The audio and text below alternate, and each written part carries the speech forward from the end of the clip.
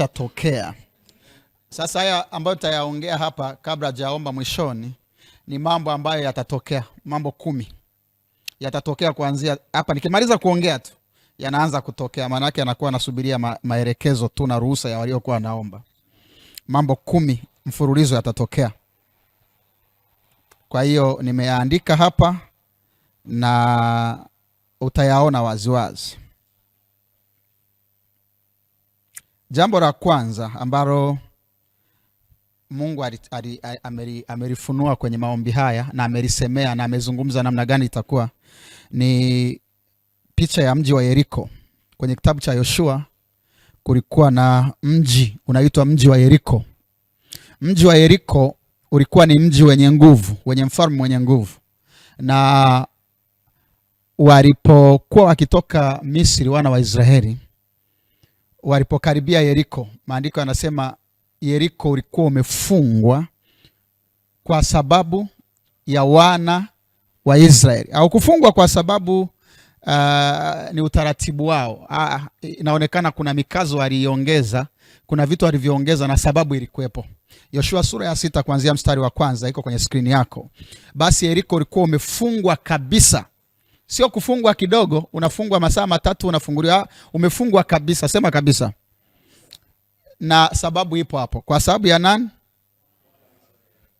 Hapana mtu aliyetoka wala hapana mtu aliyeingia. Sababu ya msingi iliyosababisha mji ufungwe, ambao mara zote ulikuwa kawaida, ni nini? Huu mji wa Yeriko una rangi moja wapo kwenye hii bendera ya taifa. Huu mji, na ni hii niliyoishika. Wewe angalia vizuri nimeishika ipi. Huu mji wa Yeriko una watu ambao ni wataalamu wa mambo ya rohoni. Walishaona kwamba kuna nyota inatokea, na hii nyota ina nguvu, na piga huwa nyota hii itauchukua Yeriko. Sema nyota hii itauchukua Yeriko. Na yatatokea, hakuna ambacho kimebadilika. Sasa kwa hiyo wale wataalamu wa mambo ya rohoni wakasema tukisubiri michakato ya kawaida, mambo haya labda pesa nini njia zingine zote zitakwama. Cha kufanya tufunge mji ili asiingie mtu arastoke mji. Sasa wakati mji unapofungwa, usahau kuna kuwa tayari kuna watu wanaoendesha mji. Kwa hiyo manake wanaotaka kuingia wasiingie, wanaotaka kutoka wasitoke. Ninaongea hivi namna hii, hiyo ndo lugha ya Mungu. Kwa hiyo Yeriko wakafanya kitu mwezi Januari. Wakafunga mji kabisa. Umenielewa? Wakafunga mji kabisa. Sasa ambacho walikosea kwenye kufunga mji, hawakufunga kwa sababu ni hekima yao, walifunga kwa sababu ya hofu. Na kuelekeza sasa, mji ulifungwa kwa sababu ya wana wa Israeli, sio kwa sababu ni utaratibu. Kwa hiyo ukishaona mji unafungwa kwa sababu sio kwa sababu ni utaratibu wao, unafungwa kwa hofu, wewe una uhakika huo mji umechukuliwa tayari. Nakwambia sasa uhalisia. Kwa hiyo mji umeshachukuliwa. Yaani kinachotokea ukifunga mji unaongeza muda, ila uzui mji kufanyaje? Kuchukuliwa. Mji umechukuliwa tayari. Yaani kiasi kwamba hata wahusika wenyewe wanajua mji umeshachukuliwa. Yaani hapo anachokifanya ni zile harakati za mfamaji. Hata mtu akidumbukia kwenye maji huwa hakubali kufa, atajaribu kushika hata mawimbi. Sijui umenielewa? Yaani haelewi kwamba mawimbi nayo ni maji, ila atashika hata wimbi ili limuokoe, lakini ndo anazama hivyo. Ndio maana utaona mikono inafanya namna hii. Lakini mwisho wa siku wakufa anakufa na maji yanashinda. Sema amen. Hiki ndicho kitakachotokea. Kwa hiyo watu wa Yeriko walifunga mji, ila ni kwa sababu ya hofu ya wana wa Israeli. Yeriko nakwambia umeshaelewa, nimekugusia, nimekuonesha Yeriko. Lakini pia wana wa Israeli. Wana wa Israeli lazima unajua ni watu wenye agano na Mungu. Ni watu ambao Mungu amewapa. Sema Mungu amewapa. Wanawajua, wao wanajua, kwa sababu mambo ya rohoni ni tofauti na ya mwilini. Haya. Kwa hiyo kama ilivyokuwa Yeriko, msaada utatokea mle ndani. Na ukuta utaanguka, na yule anayepaswa kuchukua mji atauchukua. Nakwambia atauchukua. Kibinadamu watu wanasema umefungwa kabisa. Kabisa, sema kabisa. Hilo limeshaisha. Safari ni kutafuta tu labda uungwaji wa mkono. ila nakwambia ila halijaisha. Ni asubuhi na mapema sana. Ndio kwanza ni saa 11 na mechi iko saa 9. Sema amen. Amen. Jambo la pili ambalo Mungu amesema kupitia maombi haya baada ya mfungo wa siku 64, amesema jambo hili ni sawa na mbio za Ahabu na Elia kwenye Wafalme wa kwanza 18:43 hadi 46. Jambo lililojitokeza hilo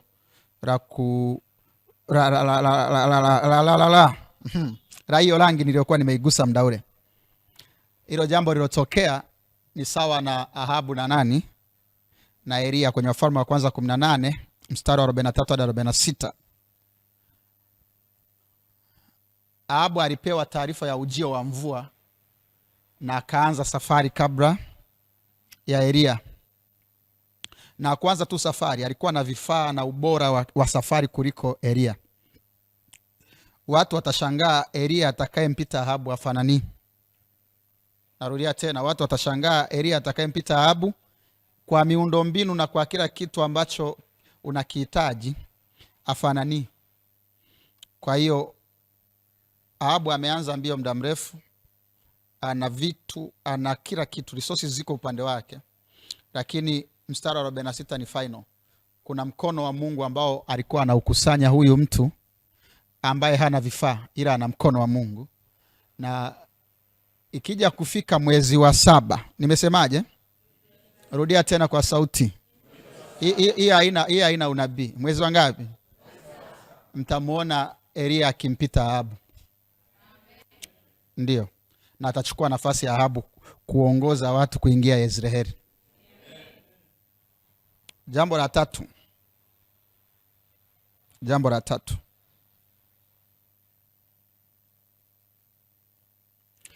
Zinakwenda kuinuka pembe ndani ya mji uliofungwa.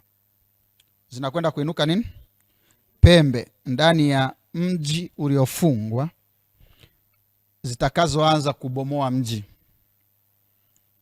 ambazo zilikuwa na nia ya kuipata nafasi lakini zikawa zimewahiwa. Zilikuwa na nia ya kuipata nafasi lakini zikawa zimewahiwa. Zimo mle ndani pembe kibao. Kwa sababu anachokisema Mungu ni kwamba walioanza mbio kabla ya wenzao, nia yao ni kuenda minimum mpaka na 40 hivi, 40 na kitu, kuseti system ambayo watakuwa wanabadilishana wao kwa kutumia mji wa Yeriko wenye rangi niliyogusa kama mnakumbuka. Basi rangi hii.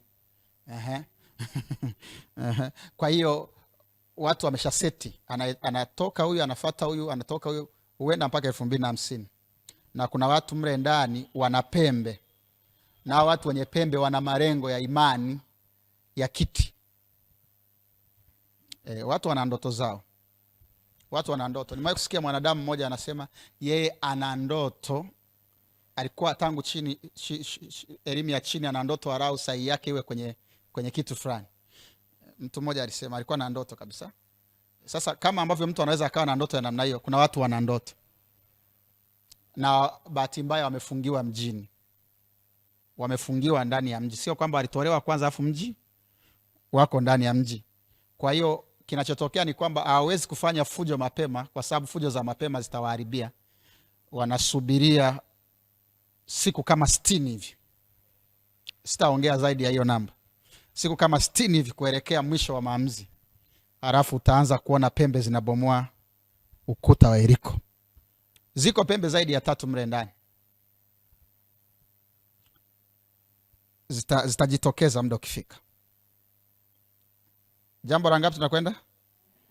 La 4 na 5. La 4. Jambo la 4 ambalo litatokea ni jambo zuri tu la baraka, japo litaacha vilio kwa wasiotaka kulia. Jambo la 4, wataanza kuanguka ghafla walio nyuma ya aliyekimbia mbio binafsi kabla ya mchezo kuanza na kupulizwa, na itasababisha kupulizwa upya kwa kipenga.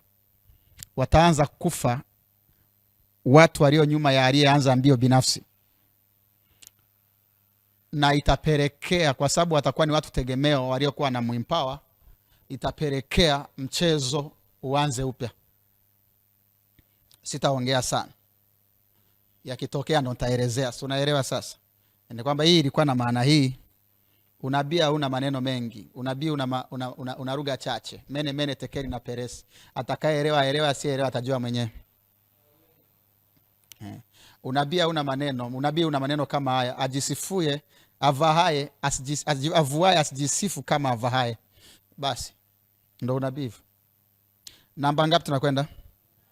Namba 5.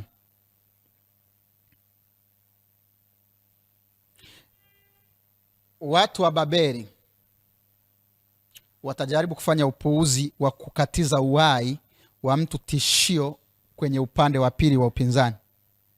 Watu wa Babeli, watu wa Yeriko samani, watajaribu kufanya upuuzi, na uita upuuzi, wa kumuondoa au kukatiza uhai wa mtu mwenye nguvu upande wa pili ambao wanashindana nao mwaka huu. Watajaribu kufanya, rudia tena neno nilotumia, upuuzi. Sijui kama upuuzi utakubali au utashindikana.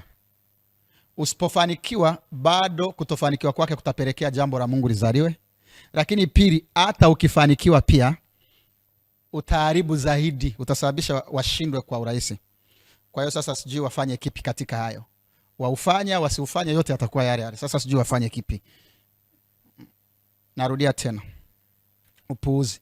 Na mtu huyo ambaye watapanga upuuzi huo ni mtu ambaye wakati tunaanza mfungo hakutarajiwa kabisa kwamba angeweza kuwa kiongozi mwenye mamlaka upande ule wa pili.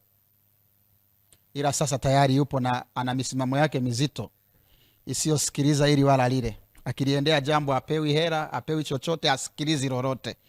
Yaani yeye ni kama nyati, akisharenga amerenga mpaka aondoke na wewe.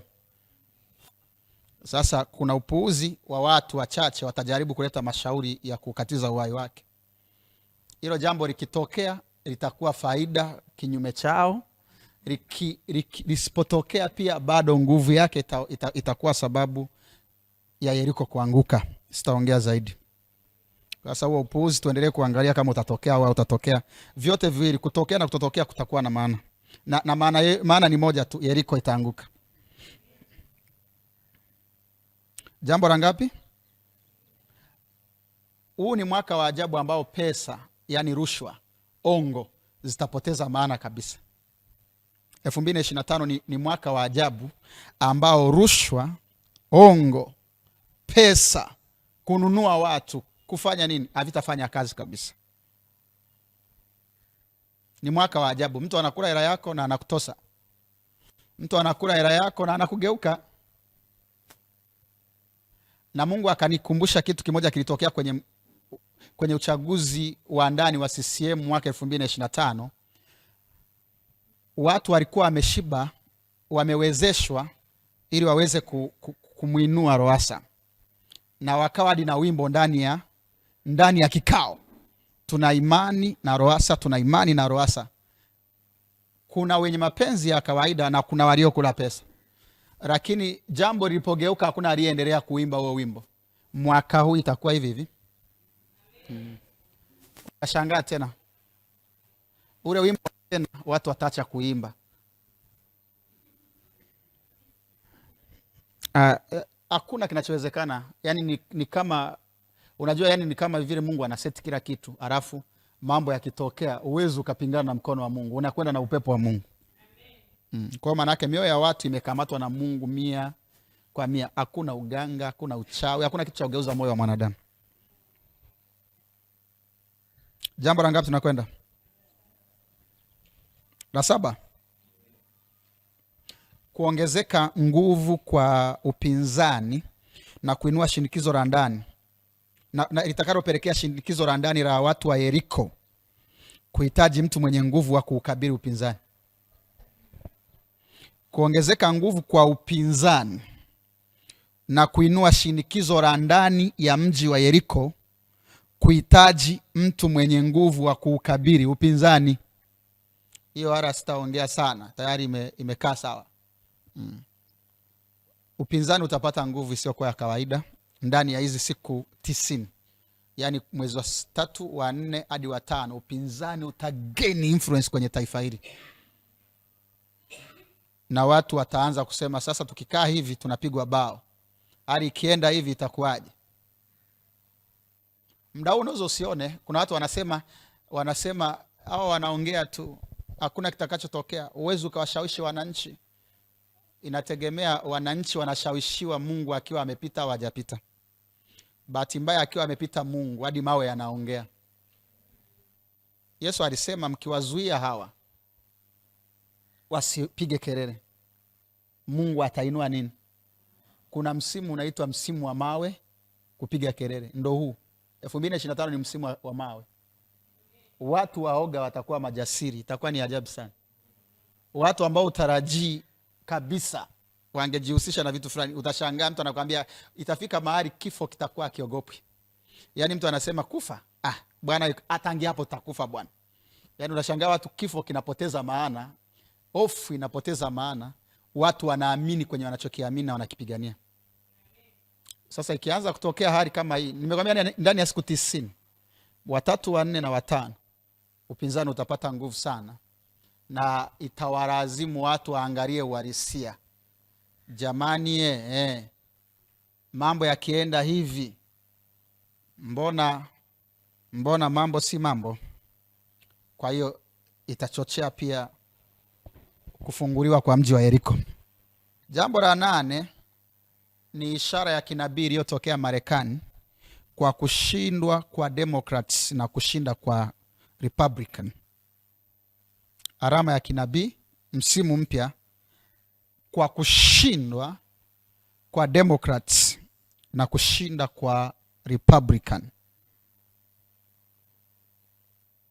Ishara ya unabii iliyotokea wapi?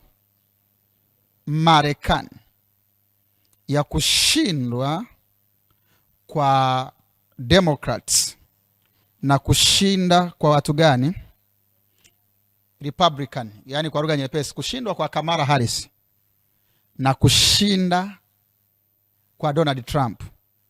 Wale wanaofuatilia siasa wanafahamu ya kwamba hakukuwa na njia ya kibinadamu ya Democrats kuondolewa na Republican madarakani, yani hata ndotoni. Kwa nini? Kwa sababu za msingi. Vyombo vyote vya maamuzi vingi vilikuwa vimeshikiliwa na watu wa Democrats. Watu walikuwa wanafaidika na utawala wa Democrats, hadi mahakama, kila kitu. Kwa sababu hata 2020 Trump alikuwa ameshinda, ila watu walichezea uchaguzi na ushahidi upo, lakini mahakamani hakupenya.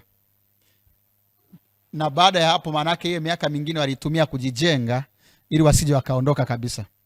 Kwa kukuwa na njia ya kibinadamu ya Democrat kumshinda Republican, ya Republican kumshinda Democrat. Lakini jambo lingine, vyombo vyote vya habari vyenye nguvu vya ndani na nje vilikuwa vimenunuliwa tayari kuwa upande wa Democrats. Yani wenzetu wanaelewa umuhimu wa propaganda na umuhimu wa habari. Habari ndo zinazowafanya watu waone kitu kinaweza kaa kidogo lakini kikakuzwa na habari. Kwa hiyo vyombo vyote vikubwa kama CNN na vingine vingi vilikuwa vimechukuliwa tayari, vimelipwa, watu wote wamenunuliwa kwa ajili ya Democrat. Hakukuwa na airtime kwa ajili ya watu wakina Trump na wengine, na kama liketo la Trump ni lile baya. Lakini Mungu alifanya kitu cha ajabu.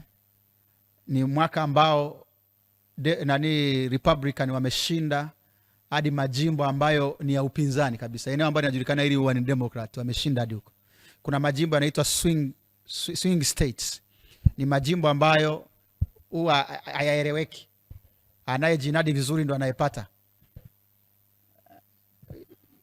Umenielewa nachosema? Ikawa hivyo. Kulikuwa na attempt za kumua Trump, 2 za wazi. Hizo ni za wazi. Moja ile ambayo alikoswa na risasi, ilipigwa risasi imemlenga, wakati risasi inatoka naye akapata wazo la kuinama wazo, sio alikwepa, wazo ikachubua sikio. Lakini na ile mtu mmoja alikamatwa kwenye eneo la kucheza golf la Trump akiwa ameshapenya na silaha. Lakini na nyingine nyingi ambazo zimemalizwa kimya kimya. Aina hii ya michezo ndio michezo ambayo pia inachezwa kwenye ardhi yetu. Kuna watu wanatafutwa kabisa kwa ajili ya Mungu ameniambia nikwambie kabisa. Kuna watu wanatafutwa kuuawa kabisa. Kwa sababu kwa mjibu wa darubini za kishetani wanaonekana ni tishio. Lakini mkono uliomtunza Trump ndio mkono utakao watunza hawa. Hakuna mtu anaweza akakatiza uhai wao. Mungu yule yule hajalala. Kwa hiyo sasa ndivyo itakavyotokea. Lakini Mungu akasema tena, swala la Marekani na huku lina uwiano. Wakati nchi hii ina mtu mwenye misimamo, kule kulikuwa na mtu mwenye, na baada ya hapo kule na huku palikuwa panafanana. Na ndivyo itakavyokuwa sasa. Umeelewa nilichosema? Haya. Kwa hiyo umeelewa mambo ya Marekani? Mambo ya Marekani. Lakini kuna kitu cha ajabu pia Mungu alisema, kama Democrat wangeshinda, yule ambaye alishindwa angemshika mkono atakayeshindwa. Yule ambaye alishindwa angemshika mkono atakayeshindwa. Sasa bahati mbaya mkono wa kushikia haupo tena. Unaona kuna mambo yameanza kutokea ni ya Mungu kabisa. Kitu kama USAID. Ile watu wanafikiri aid ni ya msaada, sio msaada, sio USAID, yani msaada wa Marekani, no? USAID ni United States America International Development. Ni chombo kimeundwa cha Marekani kwa ajili ya kufuatilia maslahi ya Marekani katika mataifa mengine. Wakati wa Democratic kitu kimetumika vibaya. Kimetumika kwa ajili ya mambo kama matatu mabaya. Jambo la kwanza, kimetumika kusambaza ushoga na ushetani ule wa jinsia ngono za hovyo. Usambazaji wa vitu vinavyoharibu jamii. Jambo la pili, era hizo zilitumika kuwawezesha watu ambao wanapinga serikali za mataifa ambayo yameamua kujikwamua. Sio kama umeelewa nisikisema hivyo. Mfano watu kama akina Gaddafi wamekufa kwa hera ya USAID. Unanisikia ninachosema? Yaani wakati wa Obama si ndo amekufa? Ameuawa wakati wa Obama. Kwa hiyo zilikuwa ni era za USAID, wanapewa wapinzani wa Gaddafi wa ndani na makundi yanayopingana na mtu mwenye lengo la kuona nchi yake inaendelea. Kwa hiyo kitokea mtu ambaye atabana ili nchi iendelee, wale wanatoa hela, wanawezesha watu iwe kwa silaha, kwa nini, vyombo vya habari vyote, propaganda, ili mradi yule mtu aonekane mchafu. Watu ambao wanasaidika naye na wangefaidika naye watumike wao kwa wao kumuondoa. Kwa hiyo ilikuwa ni moja kati ya kazi ya USAID. Lakini jambo la pili ilikuwa ni kuwezesha makundi ya kigaidi kwenye nchi kadha kadha ili kusiwe na utulivu. Sio kujenga vyoo kama mlivyokuwa mnaambiwa na madawati, sio kweli. Haleluya. Sasa Mungu amegusa huko sana. Jambo la tisa, vyombo vyenye nguvu katika taifa hili vitaanza kuibuka kuanzia mwezi wa 3, wa 4, wa 5 mpaka wa 6, yani ndani ya siku 120. Vyombo vyenye nguvu katika taifa hili vitaibuka kuanza kuoji mambo yenye utata ambayo yamefanywa tayari na wakubaliani nayo, na itapelekea umma kuinuka na wenye maamuzi ndani ya Yeriko, ndani ya chama cha Yeriko, kufanya maamuzi ya kugeuza walichokwisha fanya. Jambo la 9, kuna chombo kimoja cha kidini kina nguvu sana. Chombo kimoja kina nguvu sana. Kikitoa waraka au ujumbe unasomwa hadi kijijini kule sehemu ya mwisho kabisa. hiki chombo kilikataa jambo fulani linalohusisha maji yetu. Sema maji yetu, mtu mmoja. Maji yetu. Kikatoa kabisa na maelezo marefu ya kitaalamu na ya kisheria, lakini yakapigwa chini. Hiki chombo kina jambo lake. Kitatokea safari hii. Kitasema huu gari unamwagwa. Mimi ndo nakwambia sasa. Mimi sinamsikia Mungu. Tutaona kama nasikia au najisikia. Kitakuja kitamwaga ugari hiki chombo very soon. Na waliokataa kusikiliza, walikataa wakitaka kuonesha ya kwamba sisi hatuamriwi bwana na hao watu, sisi hawezi kuwa, hamna nchi haiendeshwi na wao tu, hamna. Kwa hiyo watu walisema namna hiyo. Sasa tunataka kuonesha kwamba wao sio mbwa mwenye meno. Sasa safari hii watakuja. Hao watu wako wengi, karibu milioni 30 na zaidi, 40 kwenda juu. Yaani wingi wao katika taifa la watu milioni 60. Wale watu wakileta nongwa, ni nongwa kweli kweli. Mimi nakwambia mambo ya roho. Unajua mimi naongeaga simple. Ndo bahati mbaya. Ni nabii wa kawaida. Asiye na mbwembwe. Sio lazima nilie. Nisema unajua kama unajua unachokiongea, uhitaji kutetemeka. Kwamba nipigie kinanda. Mimi naongea black and white. Kwa hiyo watakuja hawa watu. Herufi ya kwanza ni T, herufi ya mwisho ni C kwenye jina lao. Na watakuja. Kwa hiyo zitapigwa kati ya hawa waliogoma, wenye masirai na maji, na wao ambao nao hawataki.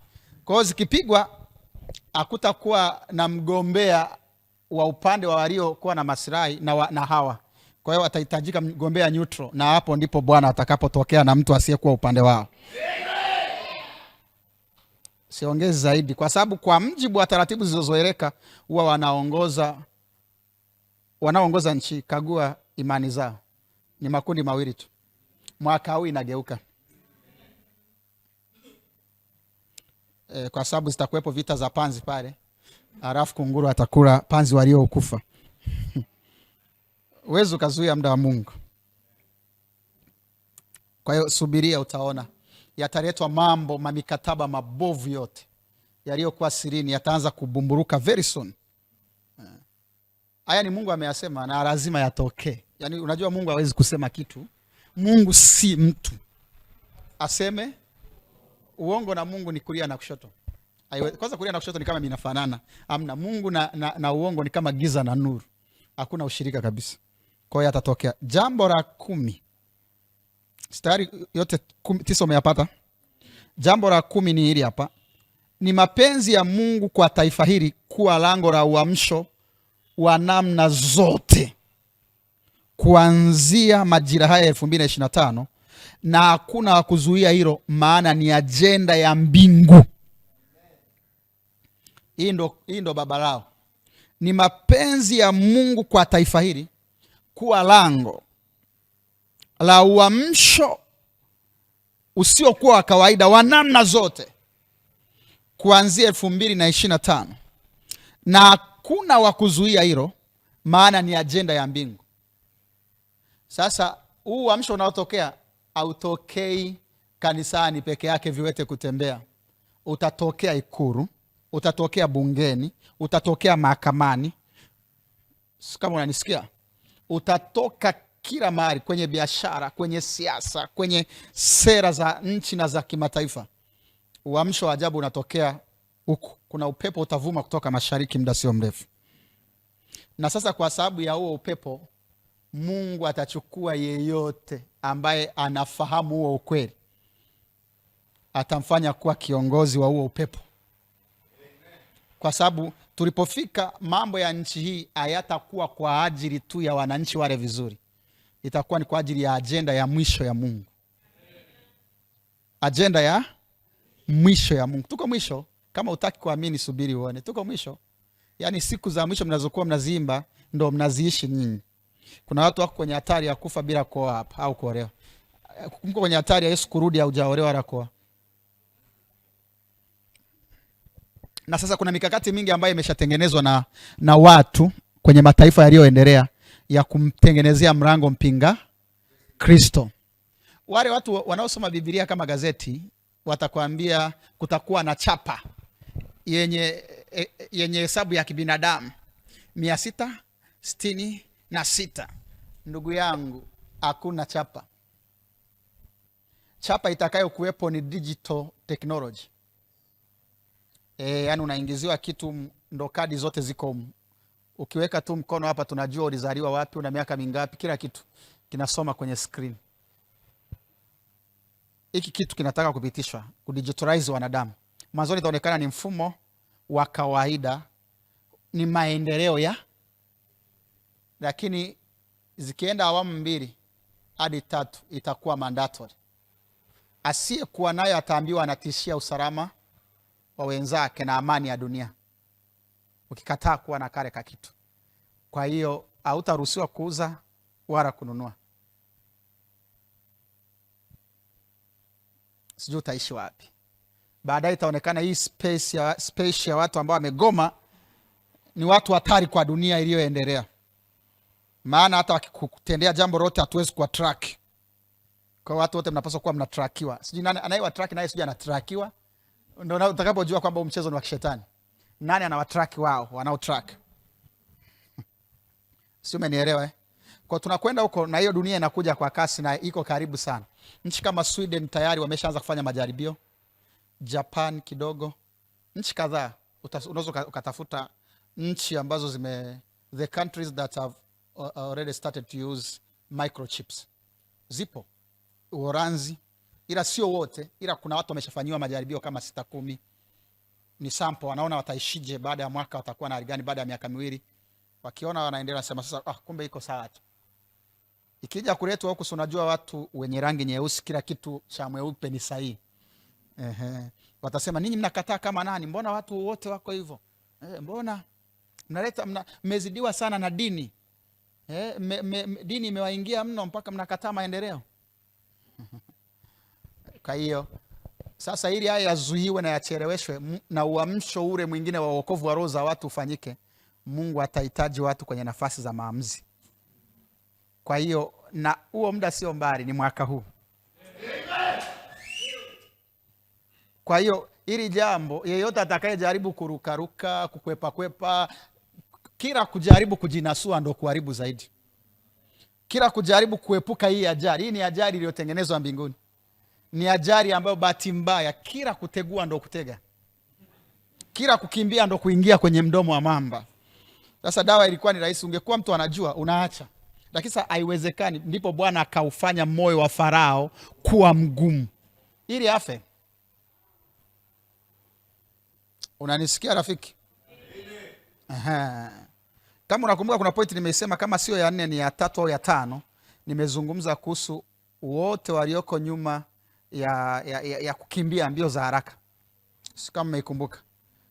Usishangae utakaposhangaa hizi siku 90 hadi 120 zitakavyokuwa zinaondoka na watu. Zitaondoka na watu kwa sababu wao wanafikiri ni business as usual, hawajui kwamba wameangukia kipindi cha unabii. Kuna yale maneno ya Isaya 6:1, mwaka ule alipokufa mfalme Uzia nalimwona Bwana. Kwa hiyo Bwana, kama Bwana ile aonekane lazima Uzia hafe. Bwana hana hasara ya Uzia kufa kama itapelekea Bwana aonekane. Mtu mmoja aseme amen. Kwa hiyo hakuna cha kuzuia hicho kitu. Hebu nikupe maandiko kadhaa kwenye hiyo jambo la 10. Ayubu 42 mstari wa 2. Haya ni maandiko Mungu alinipa nikusomee ya kwamba Mungu akishaamua jambo, harakati zote za kulizuia ni kupoteza muda. Mungu alipoamua Israeli watoke utumwani na hao watu wakashtuka, akasema watu wana nguvu kuliko sisi. Wale wasomaji wa Biblia wanafahamu kwenye kitabu cha Kutoka sura ya 1. Watu wale wakaamua kutengeneza mkakati wa kuondoa hiyo nguvu. Na unajua mkakati ulikuwa ni upi? Watoto wa kiume wakizaliwa wauawe. Bahati mbaya kwenye hizo uaua ndo akatokea mtu mmoja Mlawi na mke wake, Walawi wawili wakapata mtoto wa kiume. Kwenye zile pilika za kumwepusha ndo akampeleka kwa binti Farao. Kwa binti Farao akaletwa ikuru kwenyewe wanakoulia watu. akastadi kila kitu, strength na weakness. Mwisho wa siku akaja kuwachukua watu yule aliyepaswa kufa. Kwa hesabu zote za kujaribu kuzuia mapenzi ya Mungu huwa zinakosea. Sema tu sasa, bahati mbaya lazima awepo mtu mwenye kiburi, yani kitu kifie mikononi mwake. Sasa atakuwaje Mungu afurahi kushinda bila kupigana? Ndo bahati mbaya ya Mungu. Yani Mungu anapenda vita. Kutoka 15 mstari wa 3, Bwana ni mtu wa vita na Bwana ndilo jina lake. Yani Mungu bila vita hasikira. Kwa lazima atokee mtu arao avunjwe meno ili Mungu aoneshe kwamba kwa kweli imekuwa vema, nimesikia raha. Mungu ni Mungu mgomvi.